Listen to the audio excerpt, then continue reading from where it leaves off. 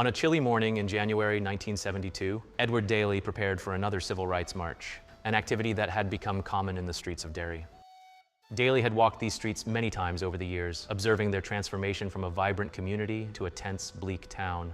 British soldiers patrolled corners where children once played, and barricades split neighborhoods like scars on the city's skin. Pulling on his overcoat, Daly knew the risks. Marches like this one often ended in chaos, yet he also knew their importance. It was a declaration of existence, a defiance of a system that tried to render voices like his silent. As he approached the meeting point at Creggan Estate, a palpable energy filled the air. The gathering crowd was a mix of hope and defiance, young and old, parents with children, students and laborers, all united under the banner of civil rights. It was an oddly beautiful day, the sun shining as if it too wanted to cast light on their cause. As the march wound its way through William Street, Daly noticed how the crowd swelled, their chants reverberating against the city's gray facades. The mood was almost festive, despite their underlying fear, but as they veered toward Free Derry Corner, tensions shifted. Stewards tried to guide marchers away from the barriers ahead, but some pressed on. The atmosphere became more hostile as they approached the soldiers standing behind Barrier 14. Shouts turned to jeers, and soon some began to throw stones. A piercing crack echoed through the streets, accompanied by the sounds of soldiers' batons, water cannons, and the persistent irritation caused by the continuous barrage of tear gas. Among this chaos, Daly's burning eyes locked on 17-year-old Jackie Duddy as he collapsed to the ground, his body convulsing with pain. Racing to his side along with other protesters, Daly waved a bloodied handkerchief to represent a makeshift white flag as they began lifting Duddy out of the street. However, they would soon lay him down once it became clear Duddy wasn't going to make it. At that point, Father Daly knelt by the boy, administering the last rites. In that moment, the world stood still. Jackie's lifeless body became a haunting symbol of injustice, and Daly's resolve hardened. He had seen too much. To understand why Bloody Sunday occurred, we need to take a brief look into the historical forces that shaped Ireland, Derry, and the Troubles. Ireland's fraught history begins as far back as 795 with the arrival of Viking raiders. They established settlements and ports in key locations such as Dublin, Cork, and Waterford, laying the foundation for Ireland's first large towns. By the 12th century, the Normans invaded, setting the stage for centuries of English influence and control. Norman barons seized land, and by the 16th century, the Tudor conquest of Ireland further entrenched English rule. Policies like the plantation of Ulster in the 17th century brought Protestant settlers, displacing native Catholics and sowing seeds of division that would persist for generations. A turning point would come with the 1918 general election, which saw Sinn Féin's landslide victory on a platform of Irish independence. The party's refusal to take seats in Westminster led to the creation of the Dáil Éireann and the Irish War of Independence. After years of guerrilla fighting between the British and Irish Republican Army, the Anglo-Irish Treaty of 1921 would end the fighting by partitioning Ireland, creating the Irish Free State in the south and Northern Ireland, which remained part of the United Kingdom. This division entrenched sectarian divides, with Northern Ireland's Protestant majority dominating its Catholic minority, often through systemic discrimination. Derry, or Londonderry, its dual name a reflection of these divisions, has long been a microcosm of Irish conflict. The city, one of Ireland's oldest, was founded as a monastery in the 6th century, but was transformed during the plantation of Ulster when it was renamed Londonderry to emphasize its ties to British settlers. This name remains a point of contention. Derry is preferred by nationalists and Catholics, while Londonderry is favored by Unionists and Protestants. By the 20th century, Derry's Catholic majority faced widespread discrimination. Gerrymandered electoral districts ensured Protestant political control, while Catholics struggled with unequal access to housing and employment. The Bogside, a predominantly Catholic neighborhood, became a hub of resistance and a symbol of broader struggles in Northern Ireland.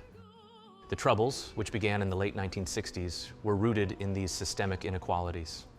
Inspired by the American Civil Rights Movement, Northern Ireland's Catholics launched their own campaign for equal rights, demanding fair voting practices, housing, and employment. However, peaceful marches often met with violent opposition from the Royal Ulster Constabulary, a predominantly Protestant police force notorious for its brutality. As tensions escalated, paramilitary groups emerged on both sides. Nationalist groups like the Irish Republican Army, IRA, sought a united Ireland. while loyalist groups like the Ulster Volunteer Force aimed to maintain union with Britain. The British government deployed troops in 1969 to restore order, but many Catholics soon viewed them as occupiers rather than protectors. In the weeks leading up to January 30th, 1972, tensions in Northern Ireland reached a critical point. On January 18th, Northern Irish Prime Minister Brian Faulkner banned all marches and parades for the rest of the year. Just days later, on January 22nd, an anti-internment march at McGilligan Strand near Derry ended in violence when members of the British Army's parachute regiment used excessive force against protesters, including baton charges and rubber bullets fired at close range. These events highlighted the regiment's already notorious reputation for aggression and brutality. Despite the ban, NICRA announced plans for another anti-internment march in Derry on January 30th. The authorities allowed the march to proceed in the Bogside area, but sought to prevent it from reaching Guildhall Square to avoid potential riots. Major General Robert Ford, commander of land forces in Northern Ireland, deployed the 1st Battalion Parachute Regiment to Derry under Operation Forecast, specifically to make arrests if the demonstration turned violent. The Saville report later criticized Ford's decision, citing the regiment's history of using excessive force. Organizers planned for the march to begin in the Creggan Estate, led by a coal lorry bearing banners and speakers, and proceed to Guildhall Square for a rally. However, British forces implemented a containment strategy, erecting barriers to block access to the city centre. Chief Superintendent Frank Lagan of the Royal Ulster Constabulary, RUC, recommended minimal interference with the marchers, suggesting they photograph organizers for prosecution instead. However, higher authorities opted for stricter measures, resulting in the deployment of military units. The march began on a sunny afternoon in an almost carnival mood. Thousands of demonstrators, including families, community leaders, and activists, gathered in the Creggan Estate. As they made their way into the Bogside, the atmosphere shifted. Upon reaching William Street, the main procession followed organizers toward Free Derry Corner, but a breakaway group of youths advanced toward Barrier 14, set up near Chamberlain Street. This group began hurling stones at British soldiers, who responded with water cannons, rubber bullets, and tear gas to disperse them. Shortly before 4 p.m., paratroopers were ordered to move through Barrier 14 to make arrests. Lieutenant Colonel Derek Wilford, commanding 1 para, deployed troops into the Bogside, despite specific instructions to avoid a running battle in the area. Soldiers entered the Rossville Flats area, where scattered protesters and onlookers had gathered. Within minutes, the situation escalated drastically. The paratroopers opened fire, claiming they were responding to threats from gunmen and nail bombers. However, subsequent investigations found no evidence of armed resistance. The victims included young teenagers, community members, and a local father attempting to aid his son. All were confirmed to be unarmed and posed no threat. Efforts to assist the wounded were chaotic. Local priest, Father Edward Daly, waved a bloodied handkerchief to help lead victim Jackie Duddy to safety, a moment captured in an iconic photograph. Despite these efforts, the day ended in tragedy, with the deaths of innocent civilians etched into history as one of the darkest moments of the Troubles. Plunged the city into grief, and I think after the grief there was enormous anger. I think it set the Provisional IRA really up in business. They must have had an enormous number of recruits after that. I'm sure they had. It put the British Army in a situation where, however unacceptable it might have been before that, they've never ever recovered from that. The aftermath of Bloody Sunday reverberated across Ireland and the United Kingdom. In total, the British Army's Parachute Regiment shot 26 unarmed civil rights protesters, resulting in 13 immediate deaths, and 1 victim succumbing to his injuries later in hospital. Competing narratives emerged almost immediately. The British Army claimed their soldiers had fired in response to attacks from armed IRA operatives. However, eyewitnesses, including journalists, survivors, and march organizers, adamantly stated that all victims were unarmed civilians. No British soldiers were injured, and no evidence of weapons was recovered at the scene, deepening public mistrust of the official account. In Derry, thousands attended the victims' funerals on February 2nd, a somber display of solidarity that underscored the Catholic community's growing alienation from British authorities. Across the Republic of Ireland, Bloody Sunday was observed as a national day of mourning, with the largest general strike in Europe since World War II. Schools, businesses, and public transportation ceased operations, and protesters marched to the British Embassy in Dublin. Tensions boiled over as demonstrators set fire to the embassy, further straining Anglo-Irish relations. Politically, the massacre galvanized support for the Provisional IRA, with the group reportedly receiving hundreds of new applications from Southern Ireland citizens. Meanwhile, British political leaders, including Harold Wilson, voiced concerns about Northern Ireland's future, with some suggesting solutions like ceding Derry's West Bank to the Republic, or even the entirety of Northern Ireland. In the months that followed, violence escalated. The Provisional IRA carried out retaliatory attacks such as the Aldershot bombing in February, targeting the British Army's 16th Parachute Brigade headquarters and killing 7 civilians. The IRA's target was the paratroops headquarters at Aldershot in southern England. Just before lunchtime, a bomb exploded in a parked car just outside the officers' mess. The Donegal Street bombing in March 1972 killed 7 more and injured over 100.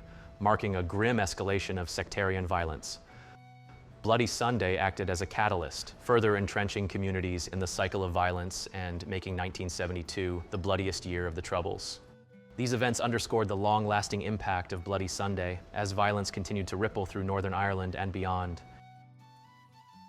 The actions of the British Army's 1st Parachute Regiment continued to draw controversy. In September 1972, under the same commanding officer as Bloody Sunday, the regiment conducted a raid in Belfast's Shankill area, killing 2 Protestant civilians. Local outrage followed, with the Ulster Defence Association denouncing the regiment's actions as reckless and demanding their removal. Despite these events, the regiment's commander, Colonel Wilford, was later honoured with an OBE, a move that fueled further anger among Northern Ireland's communities. In the immediate aftermath, Prime Minister Edward Heath commissioned the Widgery Tribunal to investigate the events of Bloody Sunday. Published just 11 weeks after the massacre, the report largely exonerated the soldiers, claiming they had returned fire against armed threats. However, the tribunal's findings were widely criticized as a whitewash, with many in the Catholic community dismissing it as an attempt to protect the British Army. The phrase "Widgery washes whiter" became a bitter slogan scrawled on walls in Derry. Decades later, after extensive campaigning by victims' families, the Saville Inquiry was launched in 1998 under Prime Minister Tony Blair. It became one of the most comprehensive investigations in British legal history, taking over 12 years to complete. The Saville report, published in 2010, unequivocally found that the victims were unarmed and posed no threat, and that the British soldiers' actions were both unjustified and unjustifiable. Lord Saville concludes that the soldiers of the support company who went into the bogside did so as a result of an order which should not have been given by their commander. He finds that on balance the first shot in the vicinity of the march was fired by the British Army. He finds that none of the casualties shot by the soldiers of support company was armed with a firearm. He finds that there was some firing by Republican paramilitaries, but none of this firing provided any justification for the shooting of civilian casualties. Then Prime Minister David Cameron formally apologized on behalf of the British government, calling the massacre a terrible mistake that should never have happened. Despite the report's findings, accountability remained elusive. Legal proceedings against soldiers involved, including Soldier F, faced repeated delays and setbacks due to evidentiary challenges. As of 2025, 53 years after that day in Derry, no convictions have been secured, leaving families of the victims disheartened.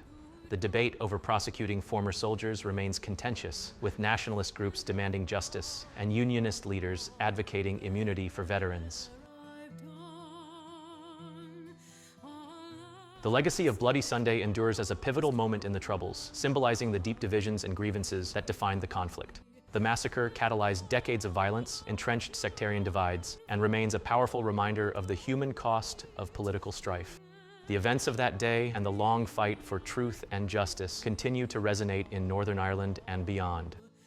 Thank you so much for sticking around until the end of the video. If you found this story interesting and want to explore other historical people, places, and events, don't forget to give it a thumbs up and hit that subscribe button. I'd also love to hear from you. Drop a comment below to let us know which topics you'd like us to feature in future episodes. I'm trying to build a community around these videos, so any thoughts on topics or ways to improve the videos are more than welcome. Your support makes this channel possible, and I'm excited to continue sharing incredible stories with you.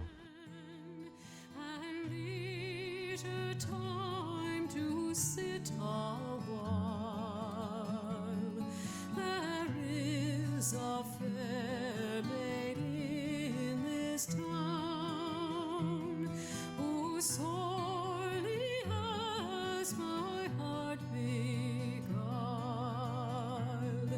Her rosy